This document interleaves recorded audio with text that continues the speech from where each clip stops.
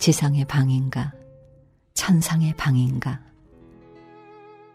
그녀의 난폭한 초대로 난생 처음 방문하게 된 옥탑방은 25평 정도의 옥상에다 뿌리를 내리고 있었다. 옥탑방이 15평 정도의 공간을 점하고 있었으니 옥상 넓이에서 옥탑방의 넓이를 제한 10여 평 정도의 면적은 고스란히 콘크리트 마당이랄 수 있었다. 하지만 가파른 언덕 위에 자리 잡은 3층 건물 옥상, 거기서 내려다보는 지상의 밤 풍경은 결코 아름답지 않았다. 경사진 비탈을 따라 집들이 다닥다닥 달라붙은 달동네와 실핏줄처럼 뒤엉킨 좁은 골목길, 그리고 강 건너편으로 내다보이는 고층 건물과 즐비한 차량의 행렬.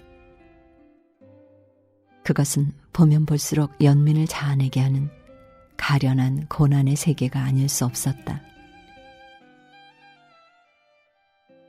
뿐만 아니라 뒤틀린 심사로 굽어보면 한없이 가소로운 미물의 세계처럼 보이기도 했다. 내가 저런 곳에다 발을 딛고 살아왔던가. 줄지어 이동하는 개미 행렬을 향해 오줌 줄기를 갈겨대던 어린 시절이 문득 기억에서 되살아날 정도였다. 내가 공포감을 느끼던 5층, 6층, 11층, 17층 같은 곳에서는 전혀 느껴보지 못한 감정, 그리고 비로소 되새겨지는 인간의 미물스러움.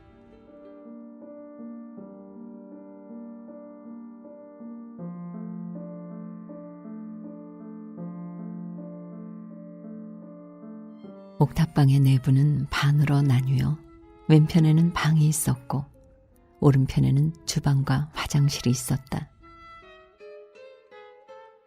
엷은 화장품 냄새가 배어있는 방에는 작은 화장대와 상, 그리고 옷장이 놓여 있었다. 몇 가지의 취사도구가 눈에 띄는 주방을 먼저 보고 곧이어 주방을 통해 방으로 들어간 뒤에 나는 그녀가 가슴에 빗장을 지른 이유가 무엇인지를 어느 정도 헤아릴 수 있을 것 같았다. 젖과 꿀이 흐르는 현대판 가나안, 풍요로운 물질의 바다와 같은 백화점에서 가장 화려한 제복을 입고 가장 눈에 띄는 자리에 앉아 근무하는 상징적인 존재. 그녀가 이렇게 옹색한 옥탑방에다 둥지를 틀고 있으리라 어느 누가 상상할 수 있으랴. 할 말을 잃은 표정으로 그녀는 벽에 등을 기대고 물끄러미 나를 바라보기만 했다. 그녀와 마찬가지. 나도 할 말이 없어 반쯤 고개를 들고 망연한 눈빛으로 맞은편 벽면을 바라보았다. 하지만 그것이 그녀와 내가 교감할 수 있는 유일한 방식일지도 모르겠다는 생각이 그나마 나에게는 위안이 되었다.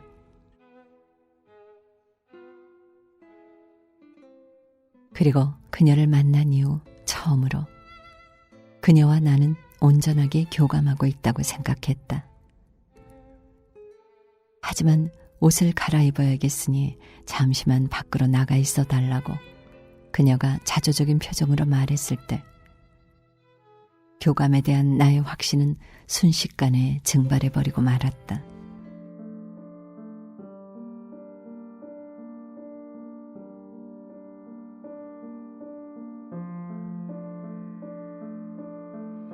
(10분쯤) 지난 뒤 그녀는 옷을 갈아입고 콘크리트 마당으로 나왔다. 그리고 옥상을 둘러싼 낮은 애운벽 앞에 붙어서서 담배를 피우며 지상을 내려다보는 내 옆으로 다가와 무슨 생각을 하느냐고 물었다. 그래서 한없이 미문스러워 보이는 인간의 세계, 그리고 가련하고 가소롭기 짝이 없는 인간들의 자만심을 되새김질하고 있다고 나는 그녀에게 대답했다. 그러자 팔짱을 끼고 지상을 내려다보던 그녀. 나와는 견해가 다르다는 듯 천천히 머리를 가로저으며 이렇게 입을 열기 시작했다. 지금 민수 씨가 한 말은 신들에게나 어울리는 거예요. 여기 서서 그런 시선으로 세상을 굽어보면 저 낮은 곳으로 2번 다시는 내려가기가 싫어져요. 저 가파른 언덕길을 하루에 2번씩 힘겹게 오르내리며 내가 무엇을 꿈꾸는지 아세요? 지금 민수 씨가 말한 저 가련한 고난의 세계.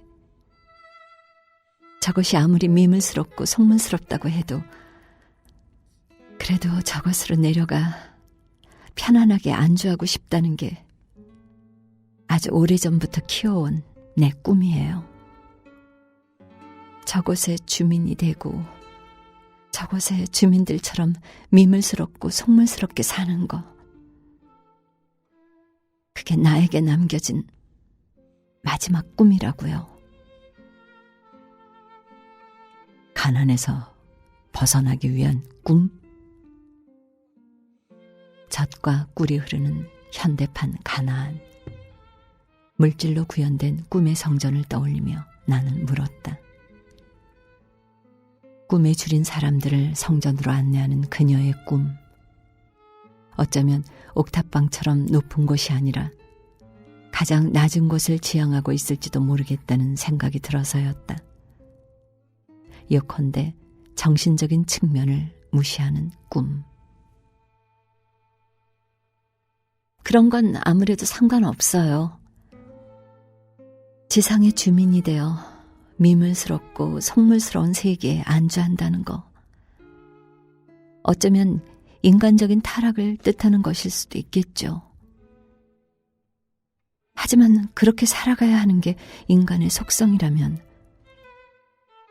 어떤 식으로도 난 그걸 부정하고 싶지 않아요. 세상을 착하고 올바르게 산다는 게 도대체 무슨 의미가 있죠?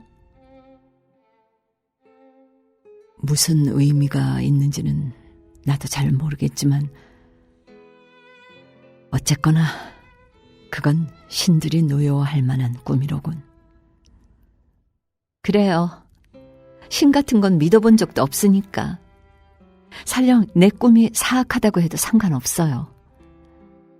누가 뭐라든 그것이 나에게는 살아갈 힘이 되고 그걸 실현하기 위해 난 꿈을 꾸듯 현실을 견디고 있을 뿐이니까요. 아침마다 이곳을 내려가 세상에 머무는 동안 내가 불완전한 지상의 주민이라는 사실이 얼마나 나를 슬프게 하는지 아세요? 그래서 하루 일을 끝내고 이곳으로 올라오면 그래요. 여기가 마치 내 꿈이 자라는 온상처럼 느껴질 때가 많아요. 내 사악한 꿈이 자라는 비밀스러운 온상. 내가 이곳을 민수 씨에게 보여주는 이유가 뭐라고 생각하죠? 글쎄, 따뜻한 배려는 아닌 것 같군. 다소 당황한 표정으로 나는 얼버무렸다. 불완전한 지상의 주민이라는 사실이 얼마나 나를 슬프게 하는지 아세요? 그녀의 물음에서 형언할 길 없이 깊고 드넓은 공감대가 느껴진 때문이었다. 그리고 그 순간 불완전한 지상의 주민이면서도 그것을 절실하게 자각하지 못하고 살아온 나의 무지가 아프게 되새겨진 때문이었다. 민수 씨가 나에게 커피를 사주던 날, 백화점 5층 매장으로 올라가는 게 두려워서 나를 훔쳐보기 시작했다는 말을 듣고 아주 잠시 나는 내 꿈을 잊고 있었어요. 폐사가 있는 11층과 형네 집이 있는 17층으로 올라가는 일이 죽기보다 싫다는 얘기까지 듣고 나서 어쩌면 이 사람도 나처럼 지상의 주민이 되지 못해 고통스러운 나날을 보내고 있나 보구나 하는 생각을 했던 거예요. 하지만 내가 민수 씨를 아무리 이해한다고 해도 그래도 나는 내 꿈을 포기할 수 없었어요. 나는 민수 씨처럼 착하지도 않고 그렇게 착하게 살고 싶은 생각도 별로 없거든요. 나를 만나는 건 상관없지만 나의 꿈 때문에 민수 씨가 상처받게 될까 봐. 그래서 오늘 민수 씨에게 내 꿈의 온상을 보여주는 거예요. 보세요. 민수 씨가 훔쳐보던 그 여자가 아직도 나라고 생각되나요? 묻고 나서 그녀는 천천히 내 쪽으로 돌아섰다. 상대를 올바르게 직시하라 하는 말을 그녀는 몸짓으로 대신하고 있는 것 같았다. 꿈에서 완전히 깨어난 듯한 표정, 그리고 세상을 가감없이 직시하는 듯한 눈빛이었다. 언제나 꿈을 꾸듯 몽롱한 표정을 짓고 있던 그녀에게 그토록 뚜렷한 주관이 있었던가. 자신의 의사를 표현하는 냉철한 말솜씨까지 되새겨져 나로서는 어떤 방식으로도 선뜻 응대를 할 수 없었다. 낯선 이방이나 낯선 별에서 전혀 다른 삶의 방식을 접하게 된 것처럼 그때부터는 그녀가 아니라 내 표정이 사뭇 몽롱해지기 시작한 것이었다. 그래서 한참을 막막하게 서 있던 끝,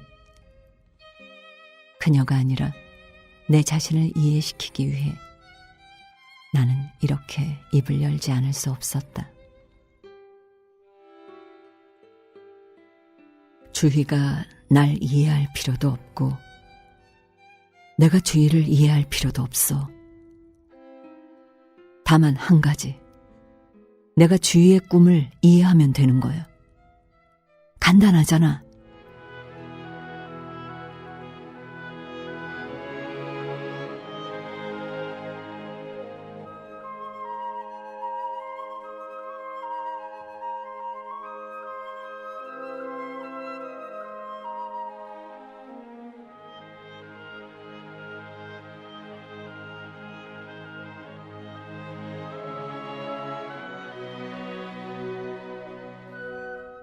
그해 10월 한 달은 내 인생에서 가장 행복한 기간이었다.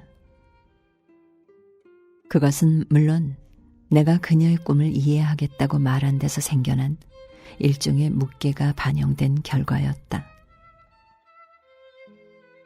그녀의 꿈을 이해하겠다는 말이 그녀와 나를 사뭇 이상스러운 관계로 몰고 간 건 사실이지만 남녀의 모든 만남이 사랑을 전제로 지속되는 게 아니라는 점에서 나는 그녀의 꿈을 얼마든지 존중할 수 있다고 생각했다.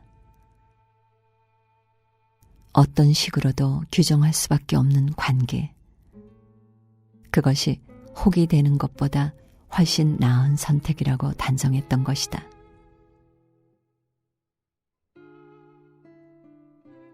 특별하지 않은 그녀와 나의 관계, 그것이 두 사람 사이를 의외로 편안하게 만들어 주었다. 서로에게 특별한 사람이 될 수 없다는 것보다 서로가 원할 때 부담 없이 만나 편안하게 지낼 수 있다는 걸 두 사람은 훨씬 더 소중하게 생각한 것이었다. 애인보다 못하지만 애인보다 낫고 친구보다 못하지만 친구보다 나은 관계, 그게 뭔 줄 아냐고 어느 날 그녀가 나에게 퀴즈를 낸 적이 있었다.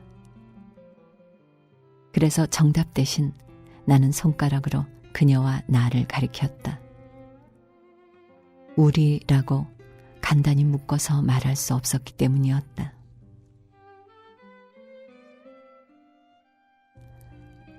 10월 초순경, 나는 그녀의 옥탑방 밖에다 아담한 별장을 만들어 주었다. 회사 창고에 쌓여있는 레저용품 한 세트를 가져가 옥상의 콘크리트 마당을 근사한 공간으로 다시 태어나게 한 것이었다. 2, 3인용 텐트를 치고 텐트 옆에는 파라솔이 곁들여진 레저 테이블을 설치했다. 그리고 레저 테이블 옆에는 휴대용 바베큐 그릴을 놓고 텐트 바닥에는 에어매트까지 깔았다.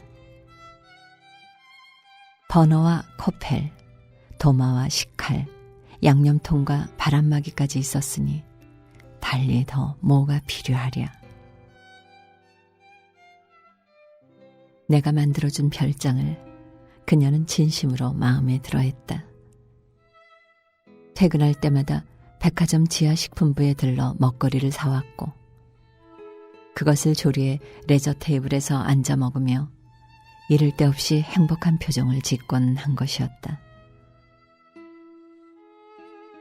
날씨가 맑은 밤에는 알루미늄 판지를 바닥에 깔고 옥상에 누워 밤하늘의 별자리를 올려다보기도 하고 비가 내리는 밤에는 텐트 안에 누워 음악을 감상하듯 빗소리를 듣기도 했다.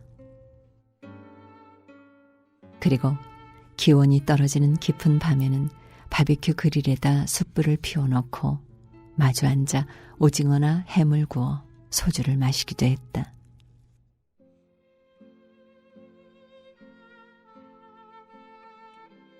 내가 대학 때 즐겨 읽던 책 한 권을 그녀에게 선사한 것은 그 무렵의 어느 날이었다. 처음 옥탑방을 방문했을 때, 그리고 그녀의 꿈에 관한 얘기를 들었을 때부터 뇌리를 맴돌던 어떤 기억이 불현듯 그 책의 내용과 맞물려 나도 모르게 탄성을 자아내게 한 때문이었다. 가련한 고난의 세계가 아무리 미물스럽고 속물스럽다고 해도 그것이 인간의 속성이라면 어떤 식으로도 그것을 부정하고 싶지 않다던 그녀의 말. 그것이 인간적인 모든 것은 완전히 인간적인 근원을 가지고 있음을 확신하는 신화 속의 한 인물을 불쑥 떠오르게 한 것이었다. 끊임없이 굴러떨어지는 바위를 끊임없이 산꼭대기로 밀어올리는 끔찍스러운 형벌에 처한 인간의 이야기, 시지프의 신화를 선사하던 날, 나는 텐트 안에 매달아둔 가스등 아래 누워 그녀에게 책을 읽어주었다. 하지만 내가 책을 덮었을 때 반듯하게 누워있던 그녀가 몸을 뒤집으며 다시 한 번만 읽어달라고 했다. 그리고 다시 읽어나갈 때 그녀는 내용을 음미하듯 부분적인 제독을 원하기까지 했다. 간신히 제독을 끝냈을 때 그녀는 내 손에 들려있던 책을 받아들고 여기가 가장 마음에 들어 하고 말하며 특정한 부분을 손가락으로 짚어 보였다. 무력하고도 반항적인 시지프는 그의 비참한 조건의 전모를 알고 있다. 그가 산에서 내려올 때 생각하는 것은 바로 이 조건이다.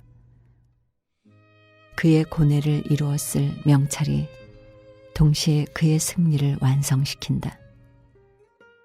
멸시로서 극복되지 않는 운명이란 존재하지 않는 것이다.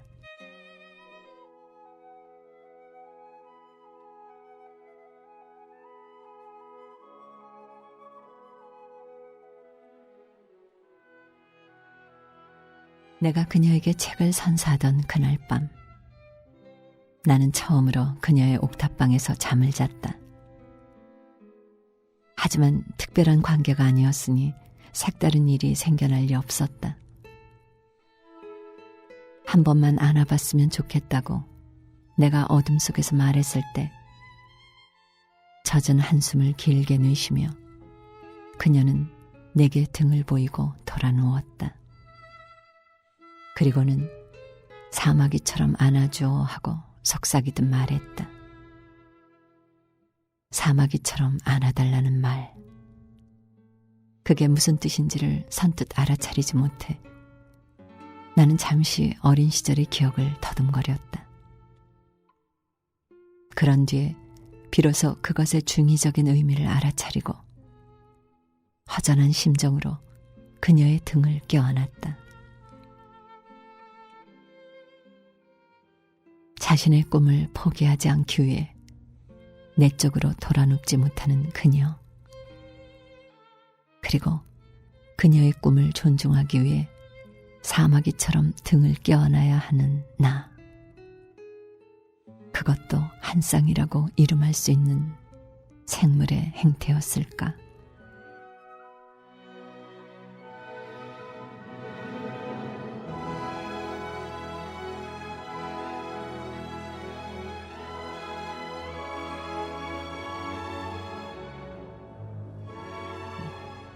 나는 이틀 걸러 한 번씩 그녀의 옥탑방에서 잠을 잤다. 사마귀처럼 등 뒤에서 그녀를 껴안고 자기도 하고 그녀의 요구로 시지프의 신화를 읽어주다가 내가 먼저 골아떨어지기도 했다. 하지만 나의 잦은 외박에 대해 형과 형수는 아무런 질책도 하지 않았다. 질책은커녕 은근한 기대감이 어른거리는 눈빛으로 그들 부부는 내가 먼저 무슨 말인가를 꺼내주기를 학수고대하고 있는 눈치였다. 하지만 그들의 기대감과 나의 옥탑방 출입은 전혀 별개의 문제였기 때문에 나로서는 침묵으로 일관할 수밖에 없었다. 도련님, 어디 숨겨놓은 애인이라도 있나 보죠? 이렇게 자주 외박을 할 정도면은 보나마나 그렇고 그럴 사이일 텐데 우선 동거부터 시작하고 나중에 식을 올려도 괜찮은 거 아닌가요? 내 친구 중에도 그런 애가 있었는데 4년 만에 식을 올리고 이젠 아주 잘 살고 있어요. 그러니까 우선 저질러 놓고 나중에 10월 마지막 날 아침 식사를 하던 자리에서 형수가 꺼낸 말이었다. 우선 저질러 놓고 나중에 어쩌라는 것인지 모르겠지만 거기까지 듣고 나서 나는 말없이 숟가락을 놓고 형네 집을 빠져나왔다. 하지만 회사로 가는 동안 나는 형수의 말을 까맣게 잊어버리고 말았다. 나의 외박을 자기 편할 대로 확대 해석하고 그것도 모자라 교사범 같은 표정으로 뭔가를 저지르라고 부추기던 형수의 저의를 환히 꿰뚫어보고 있어서가 아니었다. 그날이 바로 월말 정산을 하는 날이라서 아침부터 질에 겁을 집어먹고 있었기 때문이었다. 수치로 환산되는 인간의 가치. 그것이 곧 월말 정산을 의미하는 것 아닌가. 자네 도대체 무슨 생각을 하면서 세상을 사나? 영업사원이 아니라 벌레가 꿈틀거리고 다녀도 이보다는 실적이 나을 거야. 한두 달도 아니고 벌써 3달째 이 지경이니 자네 형이 내 친구가 아니라 내 할아버지라고 해도 분통이 터질 일 아닌가? 형은 또랑또랑한데 도대체 아우는 왜 이 모양이지? 남의 집안 문제를 놓고 내가 가타부타 떠들 입장은 못 되지만 대학 공부까지 시켜준 형한테 얹혀 사니까 아직 등실이 온 줄을 모르는 모양이지. 자네에게 말은 못해도 자네 형도 자네 때문에 꽤나 골머리를 썩고 있다는 것쯤은 알아두라고. 형이나 내가 자네에게 봉사하기 위해 태어난 자선사업가가 아닌데 기생충이 아니고 사람이라면 양심이 있어야 할 거 아니야, 양심. 내가 작성한 정산서를 휙 사장은 허공에다 집어던졌다. 그리고 공중에서 두어 번 너울거리던 그것이 미쳐 바닥으로 떨어지기도 전에 사뭇 짜증스럽다는 표정으로 손을 회해 내저으며 그만 나가보라는 신용을 했다. 하지만 아예 의자까지 돌려앉은 사장의 등 뒤에서 나는 잠시 망설이지 않을 수 없었다. 지난달까지만 해도 무능한 인간으로 취급하던 나를 이제는 벌레와 기생충으로 취급하느냐, 그런 걸 따지기 위해서가 아니었다. 내가 알고 있는 옥탑방의 주인, 그녀도 또한 나를 벌레나 기생충으로 생각하고 있을까 하는 의구심이 아뜩하게 뇌리를 스쳐간 때문이었다. 불완전한 지상의 주민. 행복한 10월이 막을 내리던 그날, 나는 세상의 어느 곳에도 실질적으로 편제되지 못한 나의 초상을 분명하게 확인할 수 있었다. 그래서 퇴근을 하고 회사를 빠져나온 직후부터 서편 하늘에 번진 석양빛을 이마로 맞받으며 무작정 걸음을 옮겨놓기 시작했다. 이 세상의 모든 길이 끝나는 마지막 지점. 지상의 온갖 미물스러움과 속물스러움이 영원히 소멸되는 극단적인 지점이 매 순간 나의 발에 밟히는 것 같았다. 배회하며 지나치는 지상의 모든 풍경에 이미 죽음의 그림자가 깃들여 있는 것 같았기 때문이었다. 다만 한 가지, 신화 속의 시지프처럼 신들의 멸시를 오히려 멸시함으로써 자신의 운명을 스스로 극복할 수 있는 부단한 용기가 나에겐 없었을 뿐이었다. 누구를 위한 멸시인가?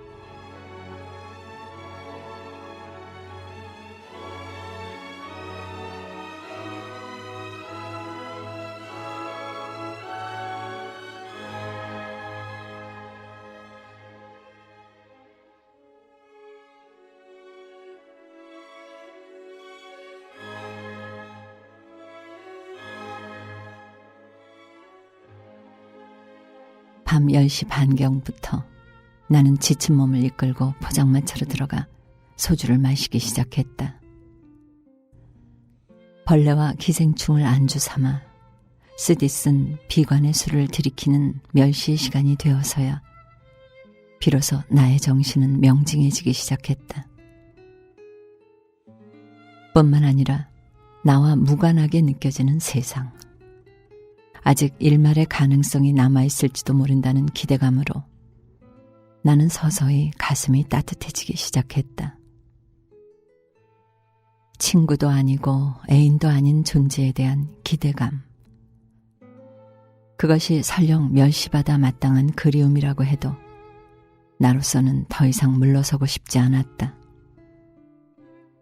다른 건 모르겠으되 10월 한 달 동안 내가 옥탑방에서 느꼈던 내밀한 행복감까지 벌레나 기생충의 몫으로 양보하고 싶진 않았던 것이다.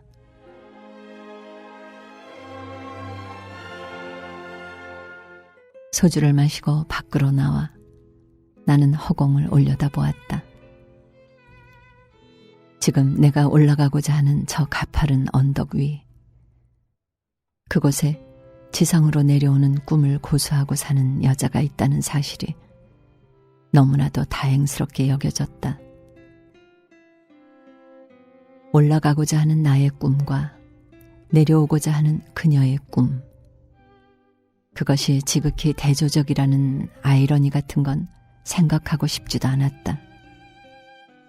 그녀의 꿈을 이해하고 존중하기 위해 억눌렀던 나의 진실, 그리고 운명을 멸시하고 그것에 저항하고 싶은 격렬한 용기가 번개처럼 뇌리를 스쳐갔을 뿐이었다. 아, 행복했던 10월 한 달. 내가 그녀를 진정 아무것도 아닌 존재로 생각하고 있었던가. 가라.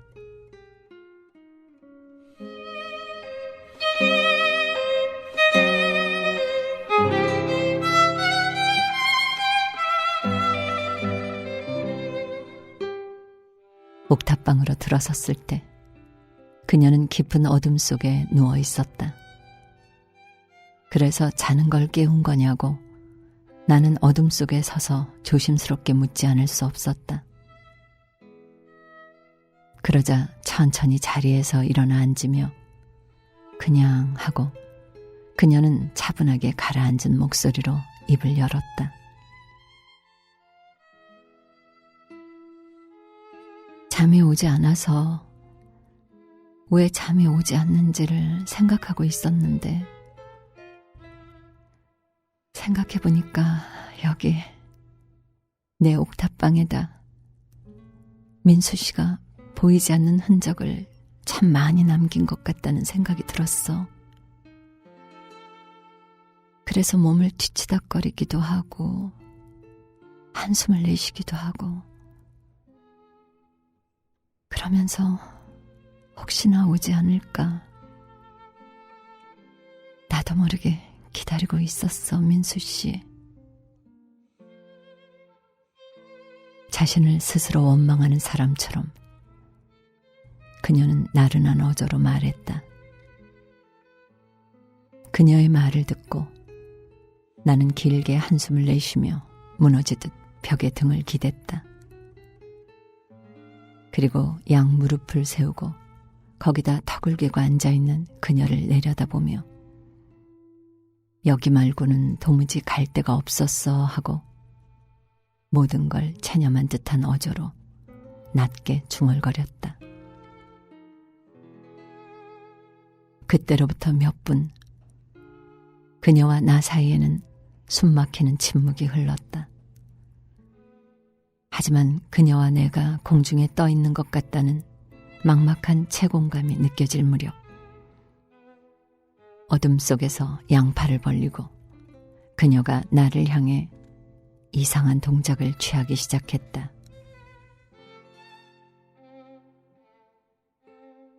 괜찮아, 민수 씨.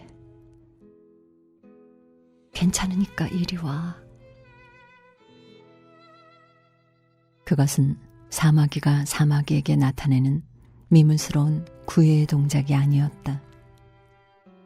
하지만 사마귀처럼 등을 보인 게 아니라 사람답게 가슴을 열고 나를 부르는 그녀의 동작을 확인하고 나서도 나는 선뜻 몸을 움직일 수 없었다. 그녀가 나에게 자신의 가슴을 처음으로 열어주었다는 것, 그리고 사람으로서의 포옹을 최초로 허락했다는 것에 감동을 해서가 아니라 그것이 너무나도 위태롭고 아슬아슬하게 느껴진 때문이었다. 옥탑방에 들어차 있던 오래된 어둠과 적막, 그리고 그녀의 희망이 일순에 무너져 끝없는 나락으로 추락할지도 모른다는 불안감을 무슨 수로 감당할 수 있으랴.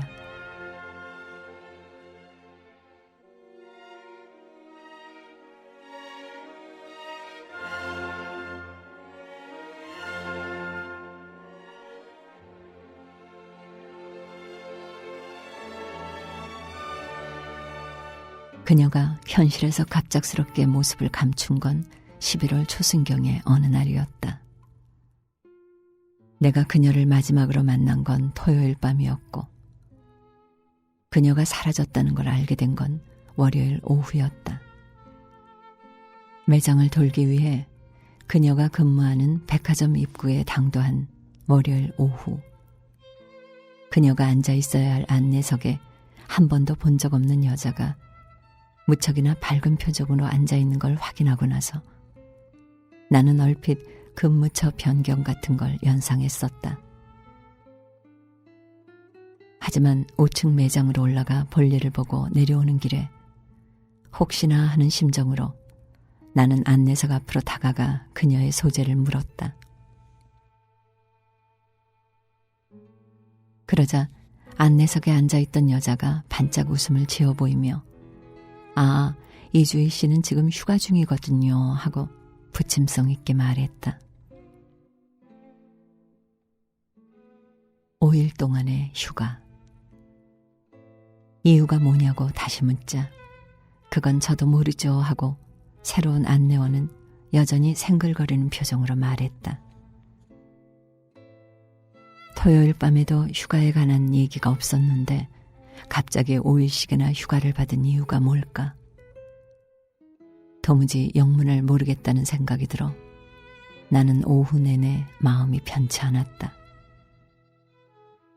그래서 퇴근을 하자마자 곧바로 그녀의 옥탑방으로 가보았다. 하지만 그곳에서도 휴가의 근거가 될 만한 단서는 전혀 발견할 수 없었다. 어디로 사라진 걸까? 그녀가 없는 옥탑방의 정적을 감내하기 어려워 나는 비탈진 언덕길을 내려가 몇 병의 소주와 안주를 사들고 다시 올라왔다. 그리고 주인 없는 빈 방을 지키며 혼자 소주를 마시고 담배를 피우고 가끔 옥상으로 나가 레저 테이블에도 앉아보고 애운벽 앞에 붙어서서 막막한 눈빛으로 지상의 밤 풍경을 내려다보기도 했다. 하지만 아무런 디딤판도 없이 홀로 공중에 떠있는 듯한 느낌에서 나는 좀채 벗어날 수 없었다. 낮의 숙명이 밤이고 빛의 숙명이 그림자라는 말. 오직 그녀의 부재감을 강조하기 위해 만들어진 말인 것 같다는 생각까지 들었다. 밤이 없는 낮과 그림자 없는 빛의 끔찍스러움. 상상해보라.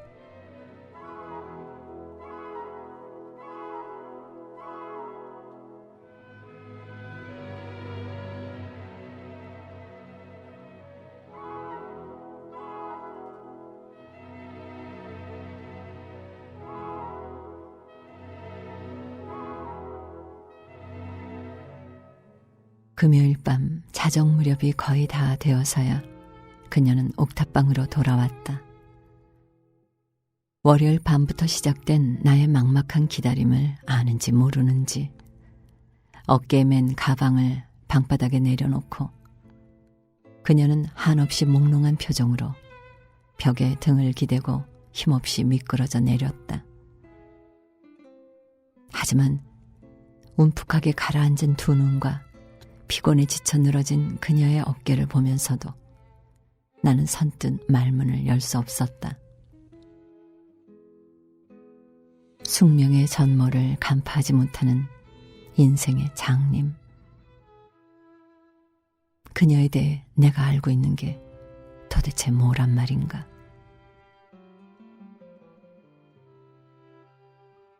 일요일에 엄마가 죽었어. 그래서 시골로 내려가 장례를 치르고 소아마비로 다리를 저는 여동생을 이모네 집에 맡기고 왔어. 하지만 전생의 일처럼 지난 며칠 동안 나에게 일어났던 일들이 벌써 까마득하게 느껴져. 정말 그런 일들이 일어나기나 했던 건지 지금도 여전히 꿈을 꾸고 있는 것 같아. 내가 누군지는 알겠어? 그 순간 내가 무엇 때문에 그런 질문을 건넸는지 모를 일이었다. 막막한 기다림에 나도 또한 지칠 대로 지쳐 있었기 때문에 울컥 나도 모를 역겨움이 치밀어 오른 것인가. 나의 질문을 받고 나서 그녀는 벽에 기댔던 머리를 들고 물끄러미 나를 보았다. 굳은 표정으로 내가 담배를 피워 물었을 때 초점을 상실한 듯한 그녀의 두 눈에는 어느새 맑은 눈물이 그렁그렁하게 고여 있었다. 민수 씨, 나한테 왜 이러는 거야? 어째서 민수 씨가 나에게 무엇이라도 되는 양? 왜 자꾸 그런 식으로 행동하느냔 말이야. 민수 씨가 누군지 그런 걸 내가 왜 알아야 하지? 난 민수 씨가 누군지 알아야 할 필요도 없고 정말 진심으로 그런 건 알고 싶지도 않아. 그러니까 뭐? 그러니까 이제 그만 돌아가. 그리고 이제 다시 내 앞에 나타나지 마. 민수 씨는 나에게 필요한 사람이 아니고 나도 민수 씨에게 하등 도움이 안 되는 여자야. 그러니까 제발 어쩌라는 거지? 저 낮은 지상의 주민이 되어 편안하게 안주하고 싶어하는 주위의 꿈을 방해하지도 말고 이제 그만 눈앞에서 꺼져달라 이건가? 진실도 없고 감정도 없고 오직 목적만을 위해 수단과 방법을 가리지 않겠다는 그 파렴치한 꿈 말인가? 그걸 위해 자신을 헌신짝처럼 버릴 수 있는 용기가 있어서 정말 행복하겠군. 하지만 말이야, 이것 한 가지는 분명하게 알아도 그런 꿈을 실현하기 위해 자신을 철저하게 기만하고 사느니 차라리 꿈이 없이 사는 게 훨씬 나을 거라는 게 내 생각이야. 꿈을 위해 현실을 깡그리 부정하겠다는 거, 이미 꿈의 노예가 되었다는 뜻 아닌가?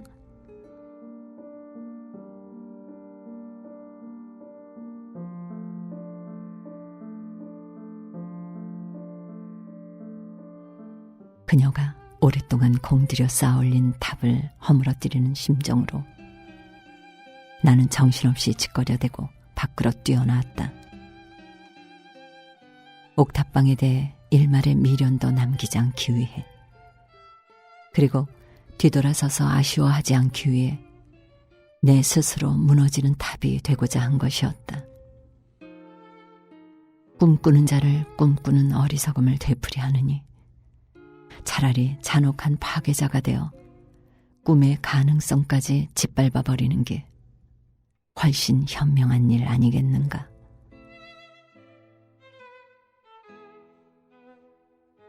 그날 이후 나는 그녀를 만나지 않았다.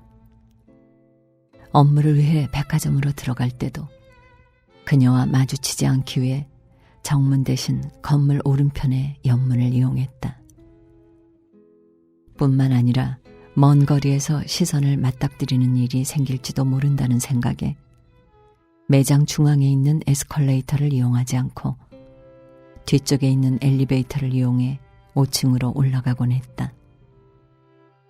하루, 이틀, 사흘, 그리고 일주일이 지나도록 내 마음에는 별다른 동요의 조짐이 일어나지 않았다.